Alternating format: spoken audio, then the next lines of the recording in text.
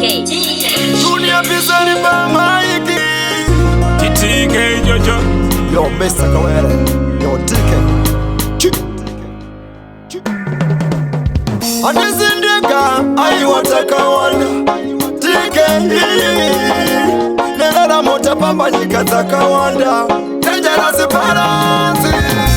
Baba wangu mutibangu nayi upenyuno rwata Wandire mera atatoleta ndugu ya urasa kando sitaura. Mai wangu mutibangu nayi upenyuno rwata Wandisimira atatoleta ndugu ta urasa kando sishaura. Tiri kushingirira suwa nesuwa apatiri kumanya pambi tana nenguwa Eza diri kusama daima tiwana Daima tiwana We are suffer every day. Mushanda tichishanda every day. Pasina bay. Korere shuwa yere pasina bay. Pasina plan. Itanzono kungochira mkati.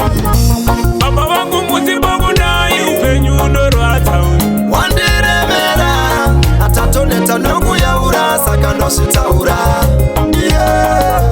Mai wangu mutibangu nayi upenyuno rwata Wandisimira atatoleta ndugu ta urasa kando sishaura. Anizindika ayi wataka wanda TK. Nela mota pamba nikataka wanda Dangerous parasi.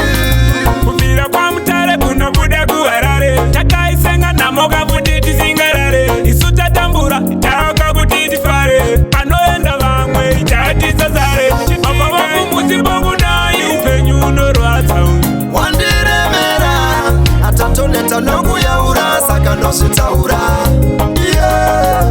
Mai wangu mutibangu nayi upenyuno rwata Wandisimira atatoleta ndugu ta urasa kando sishaura. Tiri kushingirira suwa nesuwa apatiri kumanya pambi tana nenguwa Eza diri kusama daima tiwana Daima tiwana We are suffer every day. Mushanda tichishanda every day. Pasina bay.